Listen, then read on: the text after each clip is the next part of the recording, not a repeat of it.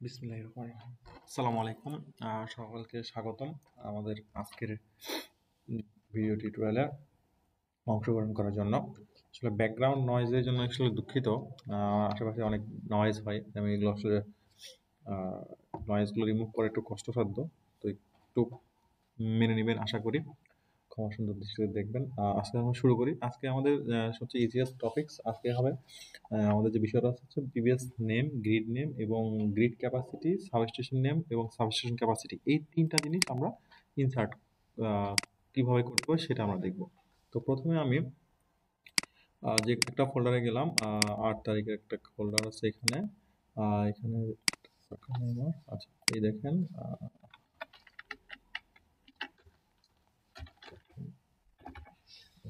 করে নিলাম।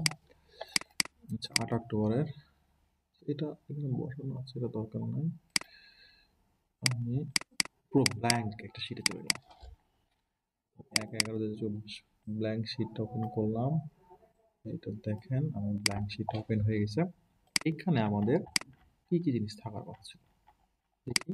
আমি কি করব, আমাদের যে 8-10 এই শিটটা ছিল, এই শিট থেকে আমি হেডলাইনটাগুলো কপি করব। কিভাবে কপি করব? প্রিভিয়াস নেম সিলেক্ট করব, করার পরে আমি এখানে ডান দিকে আসবো, ডান দিকে আসার পর শিফট প্রেস করে রাখবো কিবোর্ডে এবং সেই সাথে শিফট প্রেস থাকা অবস্থায় আমি মাউসের লেফট পার্ট টু ক্লিক করবো। দেখেন পুরোটা সিলেক্ট হয়েছে। এটা আমি কপি করে নিলাম। কপি করে এই যে এইখানে সিলেক্ট করলাম, সিলেক্ট করে আমি পেস্ট করে দিই। তাহলে আমার দেখেন এইখানে আমরা আজকে যেটা আলোচনা হবে সেই এই কয়েকটা জিনিস আমরা আলোচনা করব।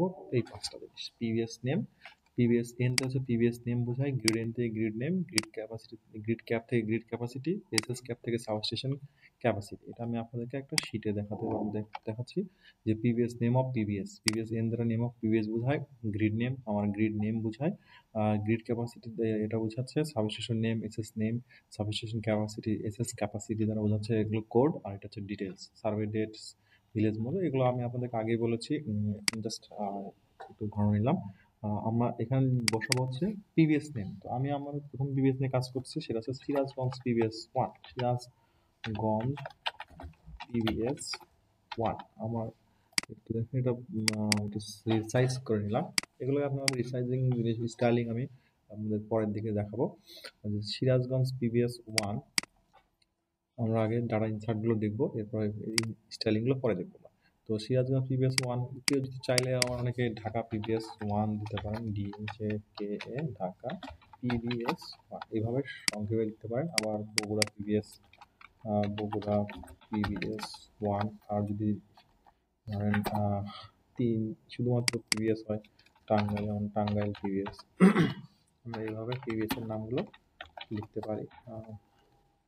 আবার মনে করেন প্রিভিয়াস যদি 2 থাকে, ঢাকা প্রিভিয়াস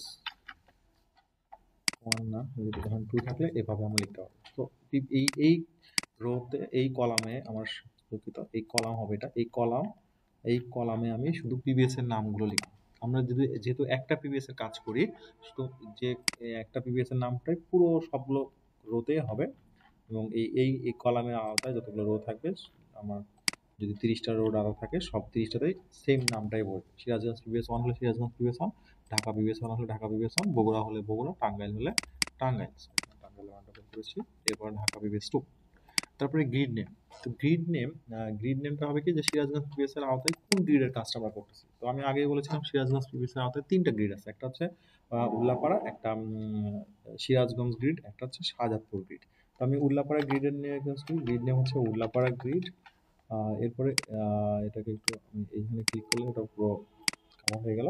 এরপরে গ্রিড ক্যাপাসিটি, উল্লাপাড়া গ্রিডের ক্যাপাসিটি হচ্ছে আমার 2টা ট্রান্সফরমার আছে ওদের, 80-80, 160, 160, এবং এটা হচ্ছে আমি যদি কুলিং করা হয় তাহলে 240 পর্যন্ত টানতে পারি। তাহলে এটাকে লিখতে হবে 160/240 MVA।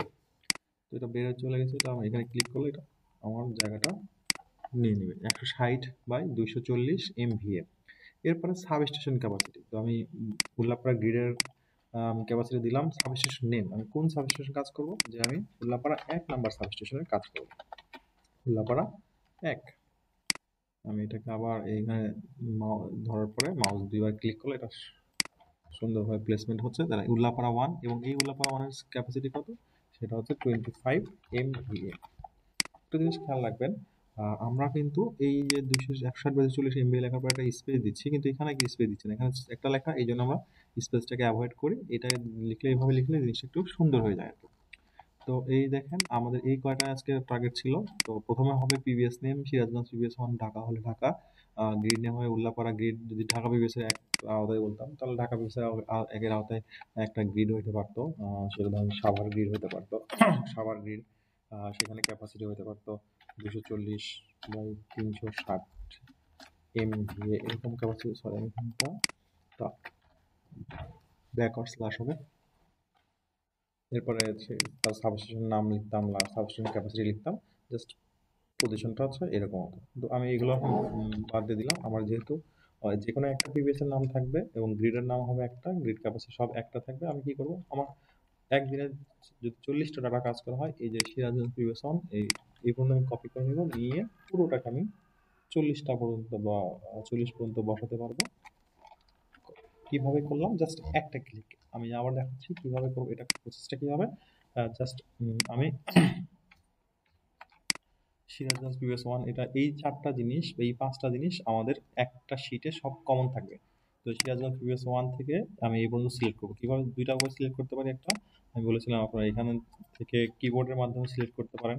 আর যেখানে একটা সিলেক্ট করার পরে শিফট চাপ দিলে রাইট অ্যারো ক্লিক করলে আমরা একটা করে সিলেক্ট হবে, লেফট অ্যারো ক্লিক করলে একটা করে ডিসেলেক্ট হবে। আবার আরেকটা করে সিলেক্ট করতে পারেন, সেটা হচ্ছে মাউস দিয়ে আপনি এখান থেকে এই পর্যন্ত সিলেক্ট করতে পারেন। আবার আরেকটা হচ্ছে এখানে ক্লিক করলেন এবং ক্লিক থাকা অবস্থায় শিফট চাপ দিয়ে আমি শিফট এবং লেফট, মাউস লেফট ক্লিক করব, লেফট ক্লিক করলে আমার এই পর্যন্ত সিলেক্ট হয়ে গেল। যে কোনো উপায়ে সিলেক্ট করলাম, সিলেক্ট করার পরে আমি কি করবো, কন্ট্রোল সি দিয়ে কপি করবো। কন্ট্রোল সি দিয়ে কপি করলে এরপরে আমি এখান থেকে ডাটাটা কোন পর্যন্ত বসাবো, যতটুকু দরকার। একদিনে আমার 40টা থাকতে পারে, 50টা থাকতে পারে, 45টা থাকতে পারে।